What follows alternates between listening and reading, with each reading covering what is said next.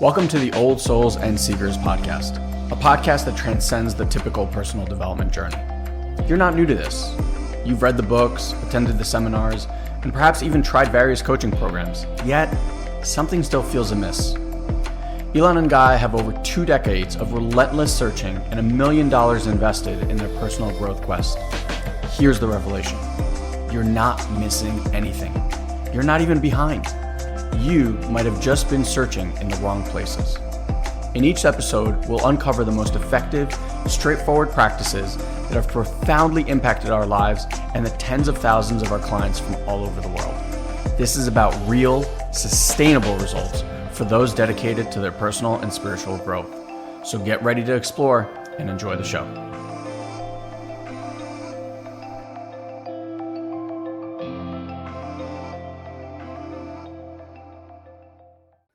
All right.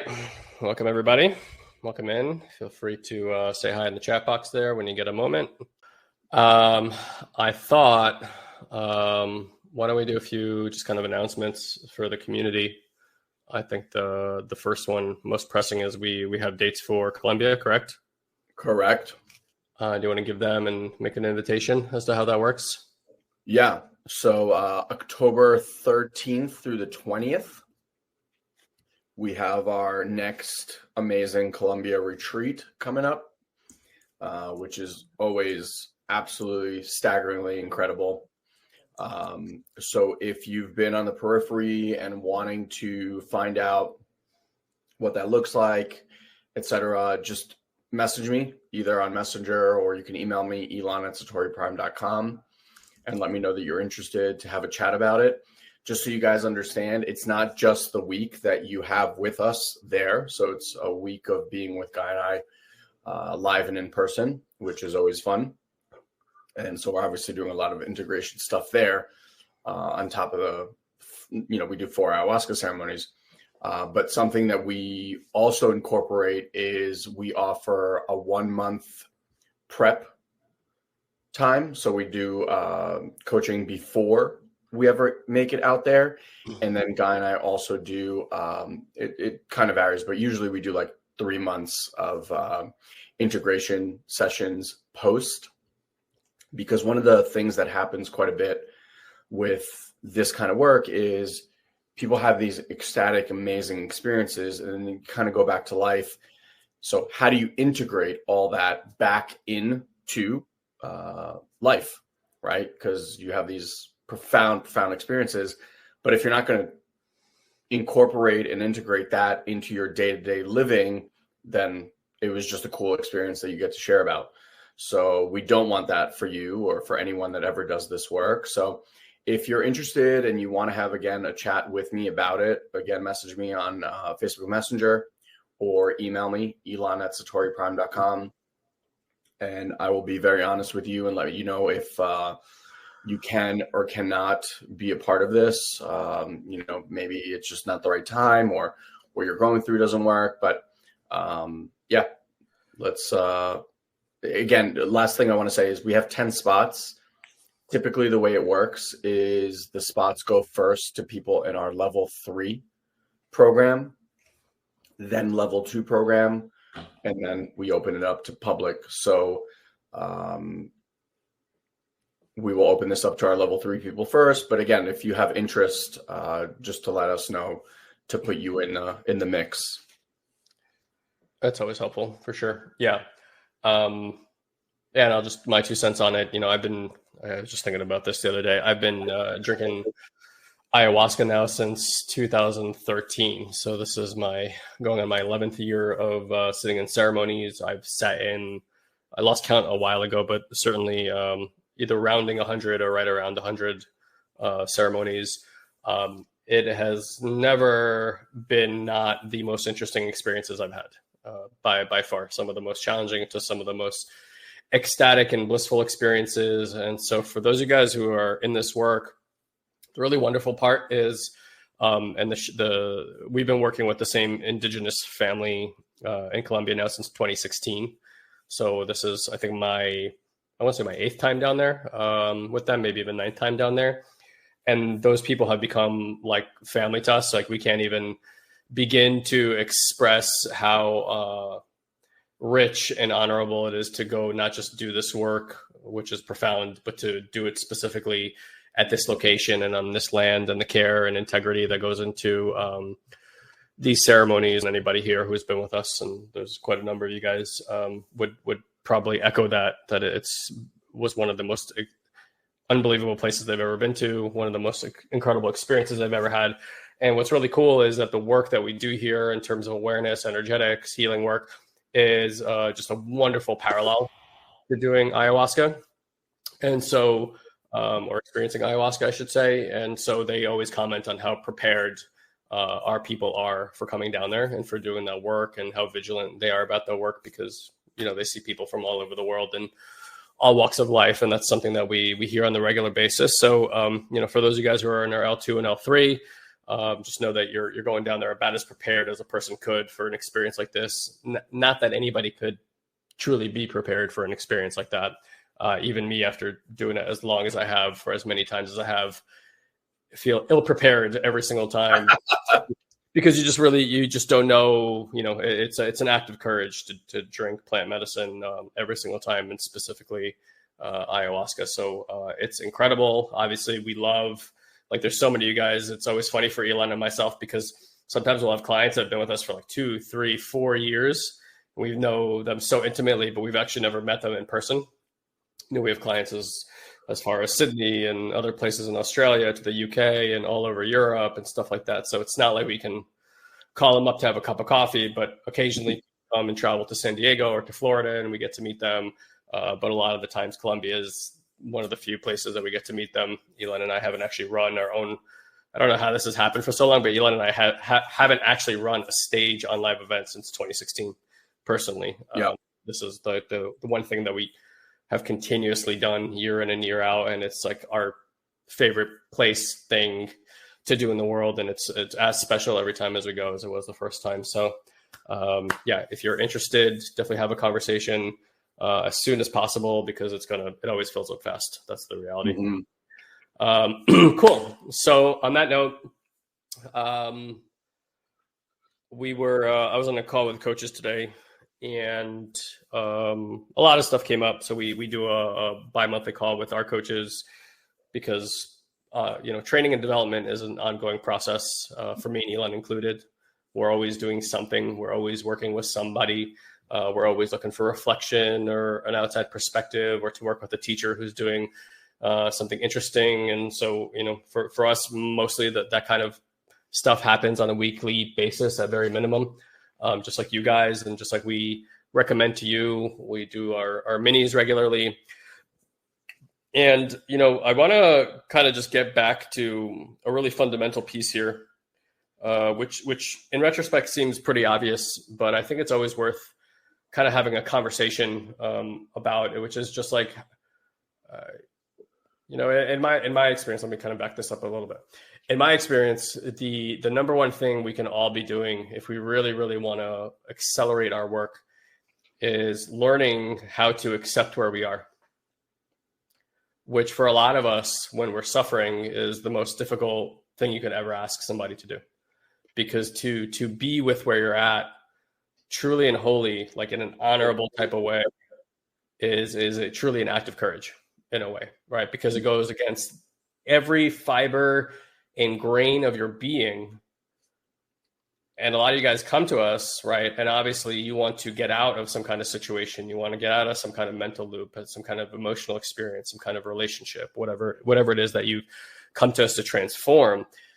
And obviously, by the time you've gotten to us, it's not like it just dawned on you yesterday that this is not an experience. You're like, oh shit, Monday rolled around, and Tuesday you finally look for a solution. It's been percolating for a long time. You've been looking for a way out of that for quite some time. And so in that pursuit, I imagine that you've put forth quite a bit of effort and energy into trying to resolve that, right? And whether it was to use some kind of external help, coaching, mentorship, therapy, whatever it might be, or it was just your interpersonal work. I'm asking difficult questions or reading a book or whatever it might be. And to that, we always say, well, how is that going?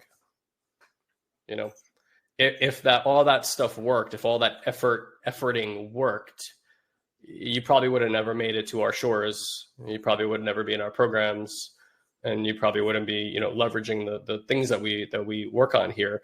And many of our clients, you know, stick with us for years, right? Like 2, 3, 4 years at a time, or become coaches in our community. And we've had some people here now with us for, I think, like 8 or 9 years. It's probably our most tenured people.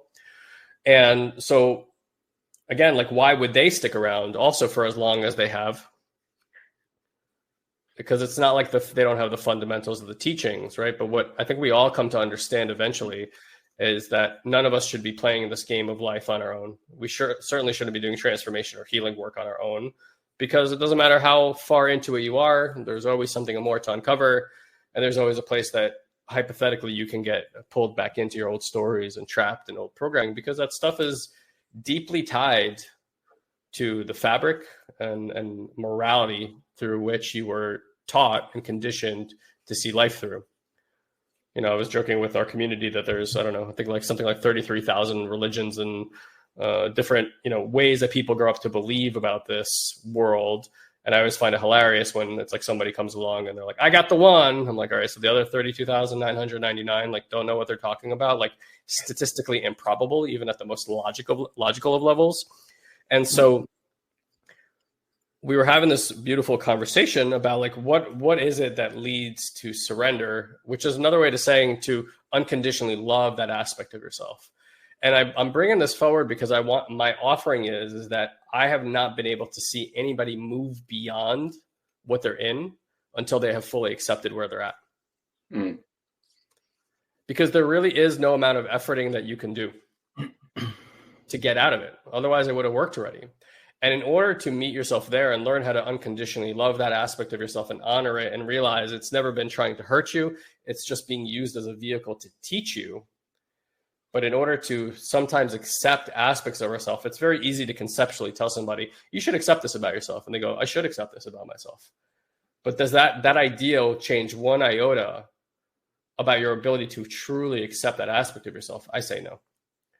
Because accepting yourself isn't an idea. It's a direct experience that you're either having or not having. Just like love, you know, falling in love with somebody. You can think about it till you're blue in the face. But thinking about being in love with somebody has nothing to do with being in love with somebody. Just an idea. And so being in love with yourself, for most people, is also an idea. It's not an experience that they had yet, because the morality that they were taught through religion or culture or society is to not love that aspect of themselves, to morally judge that aspect of themselves. And in that discernment, or that teaching, I should say, because it's not discerning, in the teaching of that morality, they try to judge themselves into change, which doesn't work. And so we often need the love of another, if they're willing to offer it, an unconditional love of another, to learn the energy behind loving that aspect of ourselves. Let me just say that again. We often need the love of another being present to learn how to love that aspect of ourselves. For example, right? If you're a parent and your child is doing something, hitting, raging, whatever it is, you can squash them. You know, you can power over them if you want. Doesn't work in the long run. You can try to redirect it. Let's play a game. Here, put the screen in front of your face. And in the short term, oh, good. We dodged a bullet there. Like, they didn't go into a full tantrum or whatever it is. In the short term, that seems like the right thing to do. But in the long term, the child has learned nothing. What they've learned is that experience that I was having was now validated. This is happening at the level of unconscious, potentially.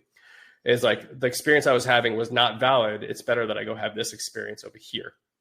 And so we never learn how to be with that experience.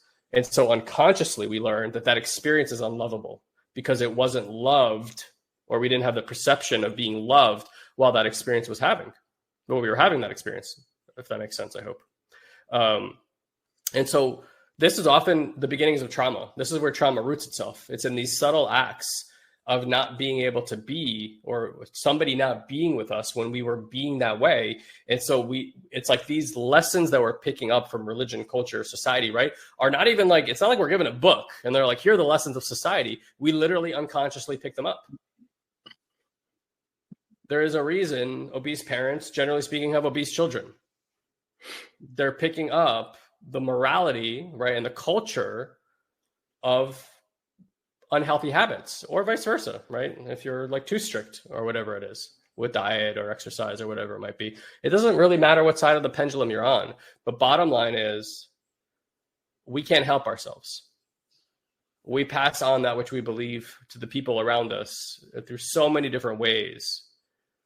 And so unconsciously, again, as children, we pick up all these cues about what we can't be with. And then what we can't be with turns into this identity. That identity becomes the ego, and the ego acts and creates a certain type of life for us.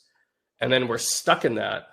And we think it's just the actions that we're taking that are creating it. And because what we notice is the effort and the actions that are creating that, we think, oh, if I just change the effort, then the result will change, the outcome will change. And it doesn't.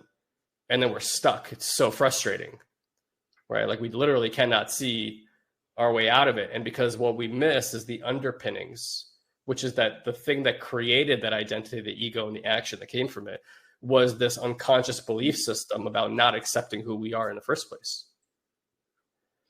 And so for those of you guys who are in our more advanced work or coming into intuitive mind or whatever it might be, hopefully by now you've heard this distinction that we use called mini practices. It has become the cornerstone of the most important practice that we teach here. They're wildly simple and easy to implement. And one of the many, like seriously priceless ventures of doing a mini is that you get somebody there holding and giving you this presence so that this aspect of yourself that you normally judge through morality, through shaming, through blaming, whatever it is, suddenly becomes seen.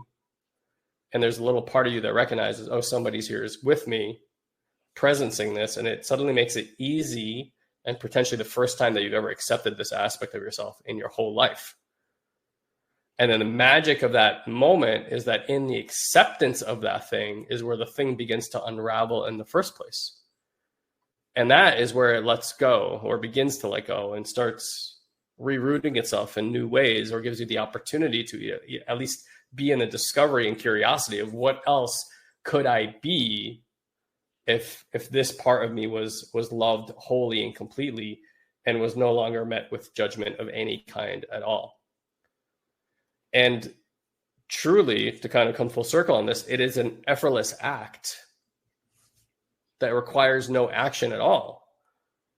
All it requires is the attunement and presence of another being. And our mission, if I could articulate this now, and I'm sure Ilan would agree or have his own language around this, our mission today is to create as many attuned human beings as possible.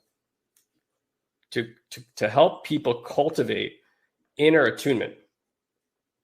And what we need, certainly at the starting blocks, but really, truly for me, it doesn't matter how advanced you get in this work, is you continuously need other attuned human beings to attune to you on a regular basis for all the times that there were misattunements in your life, so that you can learn how to effortlessly accept, love unconditionally, and honor every aspect of yourself. And again, in that honoring is where the transformation that we all want occurs anyway. It's where these things begin to disappear, and not like fully disappear. They just lose the power to clutch you and bring you into a story, an old, very captivating, very seductive story where, generally speaking, you are the victim and there is a perpetrator out there doing something to you. And so it seems so counterintuitive, because the thing you spent a lifetime doing was applying this morality to yourself so that you can change yourself, which all it did was create more stuckness. And if we can flip the script on that and do the most counterintuitive thing, which is to actually sit with the discomfort of what we want to avoid in our lives while in the presence of another, this seems to be one of the most healing experiences that anybody can ever have, or at least that we've seen people have. And if you create that as a habit,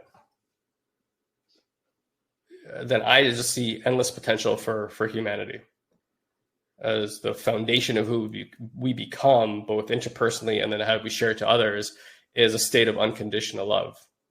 Then whatever is seen is always honored, and whatever is honored always becomes potential and becomes manifest in our reality. So if we want to move beyond where we have been, as far as I can tell, learning to surrender, learning to unconditionally love, and then kind of full circle back to what we mentioned about ayahuasca, it's the ultimate masterclass in all those things. And, second to that, or, parallel to that, is the work that we're doing here. And this is why people stick around for so many years. It's not like they need Ilan and I to keep teaching them the same stuff over and over again. It's that connection. It's that reminder that, hey, I know you're in that. And hey, there's people here. We're here to offer you this unconditional loving awareness so that your awareness can learn to unconditionally love itself as well.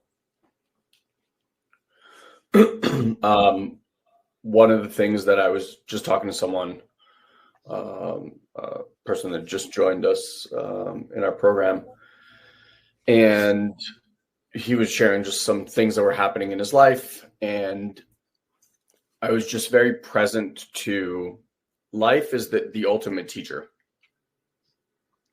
I just think for most of us, we're not paying attention. We're like the kid in the back of the class, like half asleep. And so every once in a while, life has to throw a pretty drastic thing at us to wake our asses up. And we were just discussing how, like, if you don't pay attention to the lesson, thank you, baby. If you don't pay attention to that lesson, then the next one gets louder. And the next one gets more violent. And to me, it's like everything the guy's talking about, there's really two options. You're either going to be an active participant in your growth and development and transformation, or you're not. And if you're not, life is going to bump you most often in violent ways to where it is that it wants you to be to learn those lessons. And after having done this for over 20 years and coaching tens of thousands of people over those, nearly 2 decades, like, time and time again, what I see is life, it doesn't matter how much work you do, is going to keep coming at you. Like, it's not going to stop. You're not a program away or a book away or a video away from getting off that hamster wheel. Like, that's what we all signed up for. It's always going to come, and it comes in the craziest, most unexpected ways. Are you feeling inspired by these podcasts? Is this approach striking a chord with you? Imagine taking this journey even further with personal coaching from Guy and I, right from your own home on Zoom. Join us at our next live event. They happen quarterly. It's an accessible, cost-effective way to dive deep into these transformative practices, not just theoretically, but experientially. Attendees often share that they've experienced unprecedented levels of peace, support, forgiveness, and awareness. Remember, healing isn't just a mental exercise. It must be felt and released through the body. So here's a special gift just for you, our valued listener. Visit intuitivemind.live and use the coupon code OLDSOUL to receive 25% off your ticket. The Intuitive Mind event is unlike any other. So impactful that many participants return multiple times, some as many as 10, 12, even 15 times. Plus, once you register, we'll immediately send you a recording of a previous event so that you can start practicing right away. Don't miss this opportunity. Go to intuitivemind.live, secure your spot for our next live event using the coupon code OLDSOUL, and start your transformative journey today. Now, back to the show. If you are not working on how to be with those ups and downs, how to be with those, curveballs or things that come out of left field or whatever it is, if you're not training your nervous system to be able to withstand the things that are happening, you got no shot at this. You're going to keep perpetuating the same situations. And people's lives, like, what I notice is typically, people want to do work when, like, things aren't working, right? And then when things are working, they give up on all the things that got them to the place that it was working. Because they're like, okay, I'm on cruise control. And then everything falls apart again. And it's like the same cycle over and over and over and over.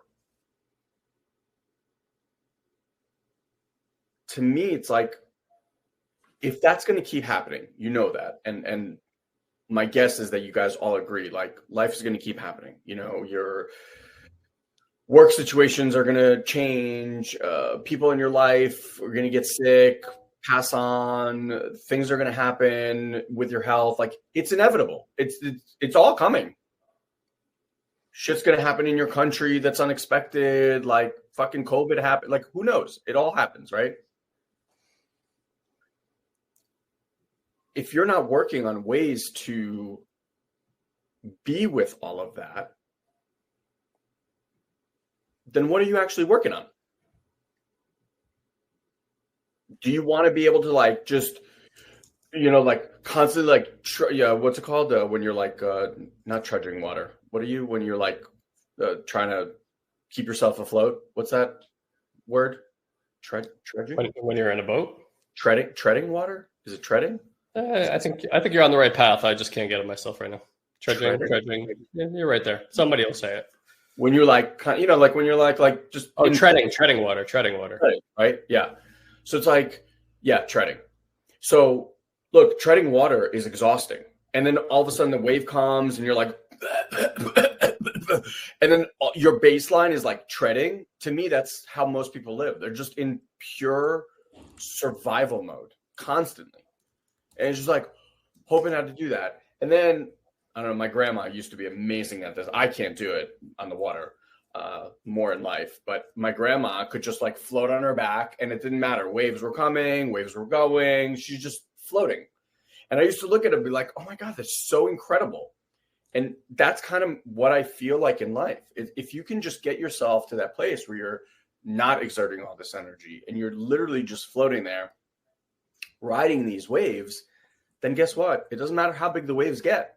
It doesn't really affect you because you're able to kind of create that float. At the end of the day, your nervous system just hasn't been trained to metabolize these massive energies in fast enough time. The analogy it just hit me the other day. It was like, you know, our nervous system metabolizes energy just like your mouth would metabolize or break down food.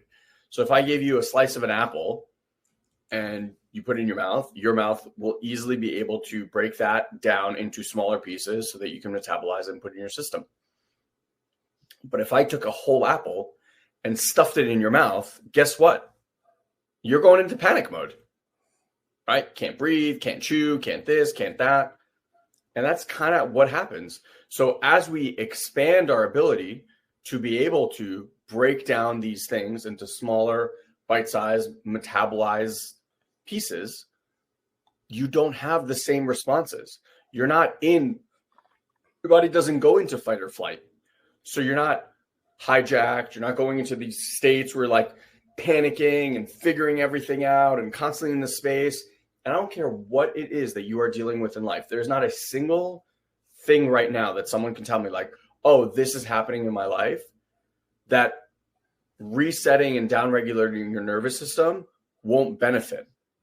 There's just not. It doesn't exist. There's not a single thing that someone could be like, oh my God, I have this. I'm like, okay, learn to downregulate your nervous system. Not one. Because everything in us is a reaction to something that is happening in our external world. Everything. And imagine walking into an experience or a circumstance or a situation, and you don't have that visceral response anymore. Like your body isn't hijacked. Your cortisol levels aren't shooting up. Like you just don't have it because your body can sustain spaciousness, can sustain stability, ground, well-being as it's moving through that thing. To me, it's like if someone would have told me that I could have started that process 20 some odd years ago when we started this work, I just didn't know better. It took me 15 years of barking up a different tree to figure out that it didn't matter how hard I tried or how fast I ran or how many amazing coaches and experiences I paid for and hired, that no one can get me out of it. Like, it didn't matter. It took me 15 years to figure that out. And then it's like, oh, all the books always said the only way out is through. And I thought through meant understanding something so I can actually like get rid of it. That was my definition of through. It didn't occur to me that through actually meant like being able to turn back in towards something that was happening inside of me. And that created the liberation. Like no one informed me of that till I think the first time I heard that was maybe like 8 years ago. And I've been using this analogy that really resonates for people. It's like, imagine if you were, there was a person sitting there and the only thing this person could understand is words. Okay. They couldn't hear any other sounds. So it was just, everything had to be words. And then this person next to them was playing this beautiful guitar melody. But this person, because they could only hear words, could not hear that melody. And you were responsible for trying to explain to that person the melody that you just heard in words. Could you, under any circumstance, recreate in words the musical melody and sounds that you heard? You can't. You could, with the most elaborate, amazing words on the planet, the description of that melody and sound is not the melody and the sound. So we've trained ourselves, because we live in the society of words, thoughts, ideas, concepts. We've trained ourselves to receive and communicate information through this world of words. But your body does not communicate in words. It communicates in sensations, vibrations, melodies. And we have not been trained on how to hear that. And that's not because there's something wrong with you. It's just because you didn't have a mom or a dad or a teacher yet that trained you on how to do that. And so the people in our community and the people that we train, literally all we're doing is like, we're giving you access to a new language so that you can actually hear the music and the melody that your body has been trying to share with you this entire time. But what you had is this weird translator. It was like, this thing means this, and it gave you a word for it. Anxiety, overwhelm, procrastination, fear, whatever. Is that what that actually is? Or is it just the mind, that translator, trying to give you some word so you can hang on to and go, oh, I know what this is. No, you don't know what this is. You can't hear the music. And until you can hear the music and understand what that music is been trying to communicate with you for decades, you got no shot. None, zero. Writing books about how you are the way you are and why you are the way you are and when things happened and who was there when it happened and what. How's it helping? It's still not the music. It's just the words to describe it. If you invest the amount of time that you do into learning and remembering concepts, finding ideas, if you took that time and actually spent it learning a new language, you already know the other language. You know it. Most of you can write books on why you are the way you are. But knowing all that doesn't make a difference. You still operate the same way. But now you have a nice label for why you operate that way. Who gives a shit? If the way that you operate is not the way that works for you, then guess what? Figure out what in here is trying to tell you. And for that, you have to learn this new language. Without that, good luck. Again, Guy and I did it to the nth degree, right? Like over $1 million spent, 20 plus years invested, like day in, day out. We weren't a fly by night, like, oh, I'll try this. Every single day, this is what we did. And I did that for 15 years. We did it for 15 years.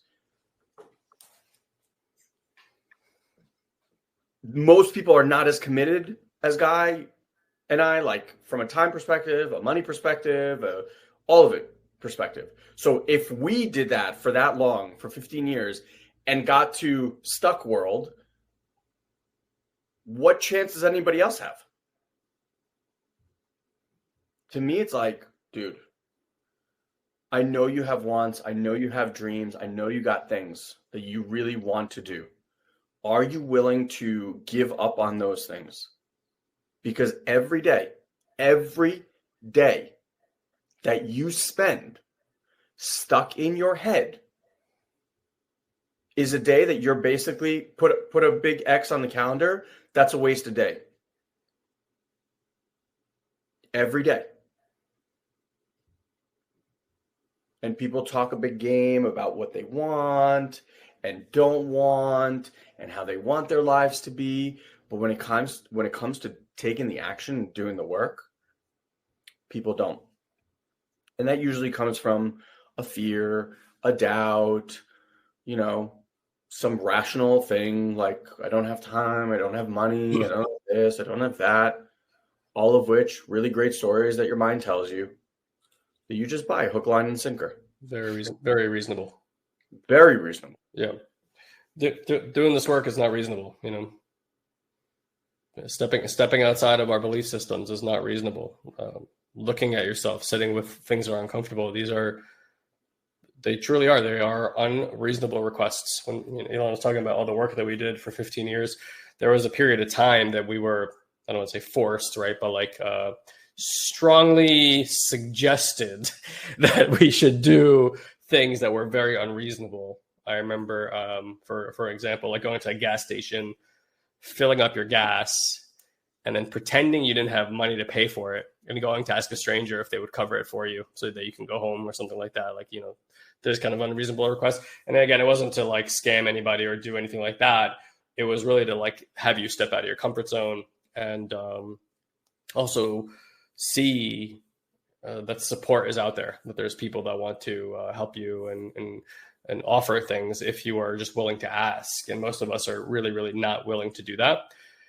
And, everything I believe that Ilan and I offer here is in hopes that we can point at the things that out of the tens of thousands of people we work with, hundreds, thousands of people that we've seen and participated with in programs, courses, mentorships, experiences like Ilan mentioned, that they're fundamentally just a few things at the end of the day that really we saw consistently making a difference for people.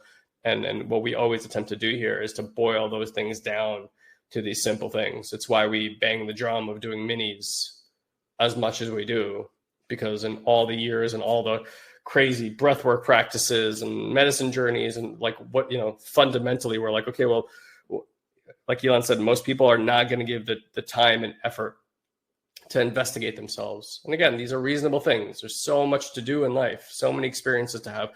I personally have never felt like exploring my inner world, my spirituality, personal development, call it whatever you will, it's ever taken anything away from my life in terms of the time that I get to invest in the things that I truly enjoy.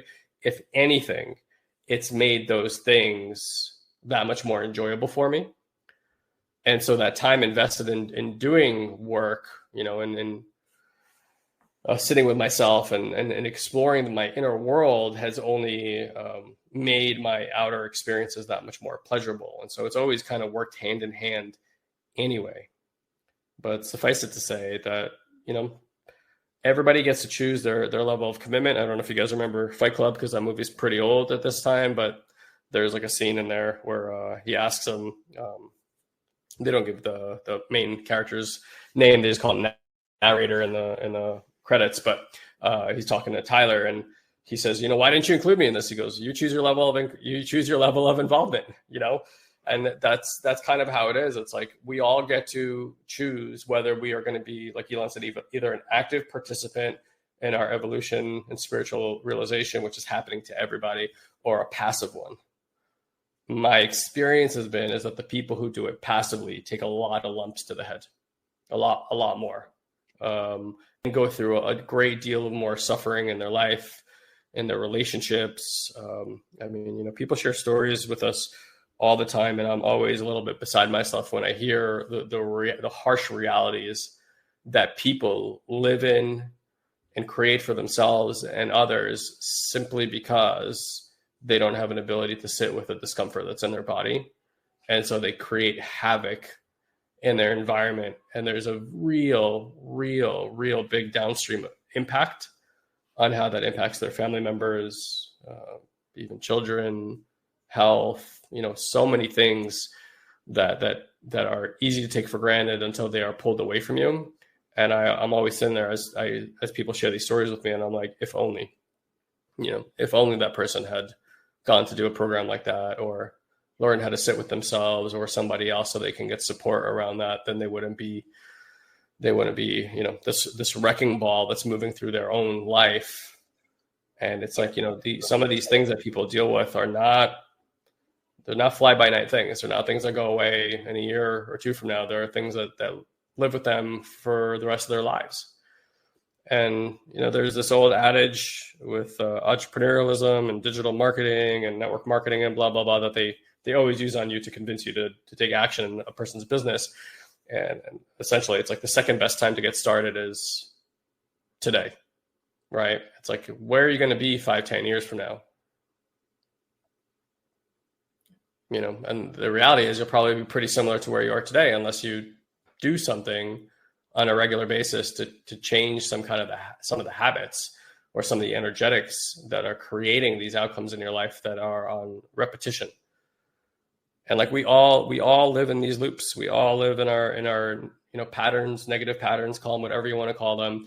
And we're all doing these loop-de-loop things inside of there. And it's like, okay, well, look, you can wait and you can see how it goes. But if you've been living long enough, chances are you've kind of noticed these things come back around and again. And it's like, okay, even if you can't make the grand change in 6 months from now or whatever it is, everyone wants everything yesterday, right? We live in the Amazon deliver everything to me overnight society today. And so people always sign up for things. I see it in the business world and entrepreneurialism, online marketing. I see it in transformation. They think it's like, oh, I'll go to an event and it's going to change everything. It doesn't work that way. It really doesn't. In my opinion, there are no shortcuts. I've tried them all in so many areas of my life. Every time it ends in somewhat of a disaster. There's no secret sauce. And there's no, something that's being kept from you that if you just knew that one little thing, it's going to change everything. None of that stuff exists. None of that. Anybody who's ever been successful or mastered some area of life, I want you to show me one person, one that isn't deeply committed to that area of their life. Okay. And so look, if your assumption is that you're going to live for quite some time beyond today, you want to stop thinking in terms of a month or a week or even a year. And you want to start thinking like, what is it going to look like 5 to 10 years from now if I don't do something about this? And it's like asking yourself, if I keep eating this way and I keep gaining 5-10 pounds every year, what's it going to look like 5 years from now if I'm 50 pounds heavier than I am today and I'm not able to move or run around my kids or go on vacation anymore and I'm sitting in a hospital dealing with health concerns 3 to 4 times a week? Is that the kind of quality of life that I want? Like it doesn't take much to predict where it's going, right? It's like if you don't learn how to master these areas of life that really matter, and that is our mindset, it's our physical body, it's our energetics and our emotional intelligence and resilience, it's our relationships, which everybody will report at the end of life is the most important thing that they ever did with their life is their relationships.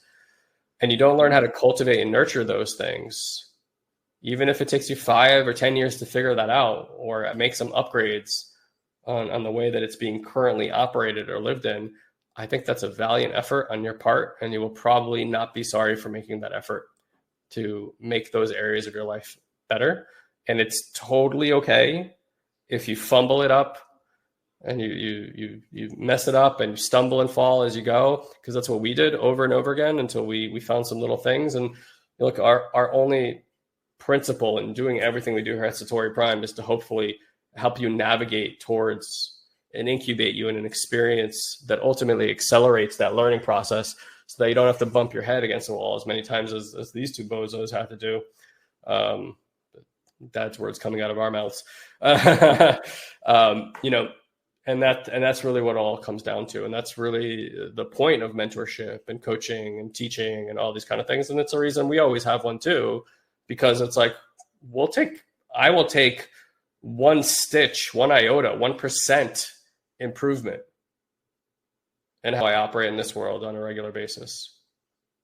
And if you can make a 1% improvement, let's say even once a week, right? These are arbitrary numbers, just kind of using it to give some metaphors here.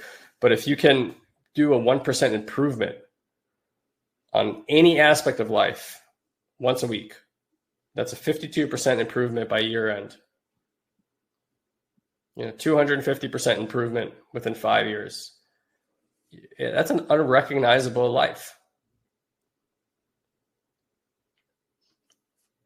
We used to have this metaphor where we would say, what does a 1% change do for a person? Well, at first it does nothing. You can't tell the difference at all, right? If you have like two parallel lines and they're traveling and this is the way your life is going. But if you make a 1% change on one of these lines over a long enough timeline, these lines are no longer parallel. They've gone in two completely different directions. This is the way that it was going. This is the new direction that you're going into. And it is going to take habit. It's going to take some, at first it takes some faith, but the faith is only required up until you collect enough evidence to see that it works. Because once you've gone through trauma or challenging experiences or whatever it might be in these processes, you come out the other end and you're like, whoo, damn, that was intense, but worth the ride. And when you come out that other end and you see that it was worth the ride, the next time you're a much more willing participant to jump in. I don't know if you guys remember what it was like to get in your first roller coaster, but I mean, a terrifying experience to say the least, right? And then you kind of find out, oh, that was actually kind of fun.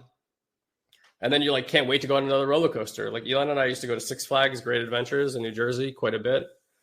And it was always the same because they have like the craziest roller coasters there I've ever seen. These like 400 foot drops and all these really intense things. And I remember you always go on your first one, and you're like, oh my God, what am I doing here? Why am I on this thing right now? All right.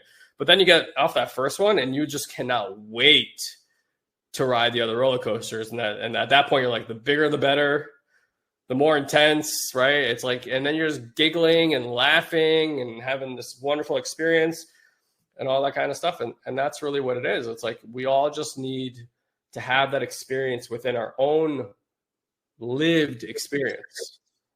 There's not enough evidence that anybody else can provide for you what's available in this life. Well, you can see it on other people, but you're still going to judge it from your morality. And so you're not really understanding what that person is experiencing.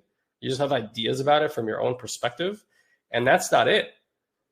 And that's the whole point with spirituality is like it is so difficult, impossible, I want to say, to define for anybody what it means to be spiritual or how to grow or how to heal or how to do any of these things. But there are fundamental practices that, we call pointers. And the reason we call it pointers is because we're not trying to show you what we think you should see. What we're pointing at is a window so you can look for yourself and find out what it is that you see when you look through that window. Because we're not interested in what we've learned. We're interested in pointing you and saying, hey, don't believe me about what I'm saying. Just investigate it for yourself so you know the truth for yourself in your experience. I say this a lot. Good teachers don't tell you what to see. They just show you where to look. And that's really what it comes down to, is just showing people where to look so they understand where their spiritual path is. And then it's their choice, how much they're going to invest time in walking down that path. Some of us, again, just to use kind of like physicality or getting in shape or getting well with our body. It's like some people can look at that and they understand, like, yeah, I need to move my body, and they'll commit to walking around the block a few times a week.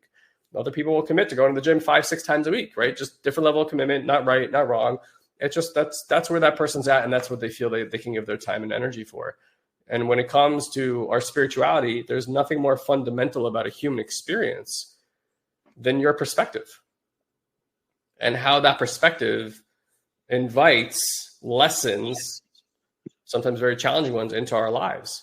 And then and that study of the most precious asset we have, which is our perspective and our optics, is worth learning some stuff about, so that you're not stuck in a particular experience that can be raw with suffering and pain when it really doesn't have to be.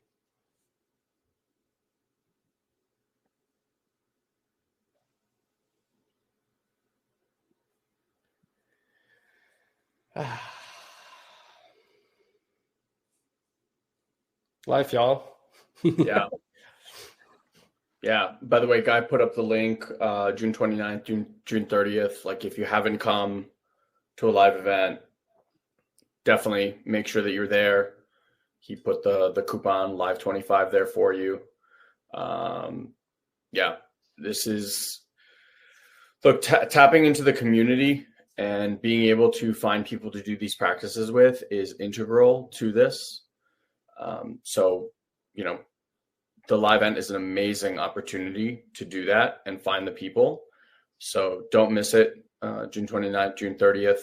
If you're going to do nothing else, then at the very least, give yourself that opportunity.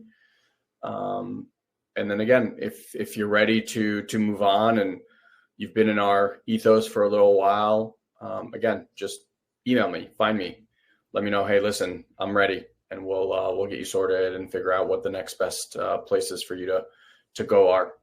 Yeah, I actually put up there, if any of you guys are watching the webinar right now, and you can actually tap there to go and book a time to speak with Ilan.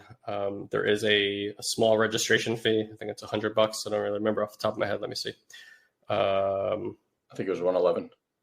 Yeah, I think, okay. Yeah, it's $111 to get on Ilan's calendar. And that's simply so he's not having a bunch of people book on his calendar that aren't showing up for whatever reason. So you have a little skin in the game. And then if you do decide to do something with us here and move into a program, we'll just credit you that $111 towards that program anyway. So it's not gone, but it is your hold my spot, please.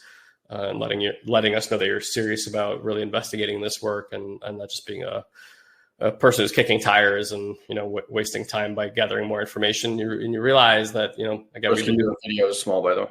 Oh, sorry. Yeah. And just realizing that, we've been doing this a very, very long time. We do what we do here extremely well. We can't guarantee anything for anybody because nobody can guarantee what happens in life, period. Having said that, and implementing this work with so many people, thousands, tens of thousands of people, we can assure you, as long as you're committed and you're willing to do the work and the guidance that we have for you, there's almost nobody this work doesn't work for. Okay, there are certainly some levels of trauma, depression, psychosis, things that are outside of our control, and we will let you know that if you're somebody dealing with those kind of things, that it may be better that you go get professional help. Some people have physical stuff going on and their hormones are out of whack, and it's like you can do all the work you want, spiritual work, till you're blue in the face, but if your body's not feeling well or your hormones are out of whack, you're still going to feel like you're on an emotional roller coaster. Doesn't matter what work you implement, right? You can go meditate for 40 years. That stuff is still going to be going on inside. And we always try to find the most holistic approach. And I think for a lot of people, this work is a gateway into the taking care of their physicality and taking care of their emotional, their emotional life inside and stuff like that. And that's great, because that's how we approach our life also. Yes, we're one being, but there's different layers and dimensions to what a human being is. And it is worthwhile bringing sacredness and honoring to every aspect of ourselves.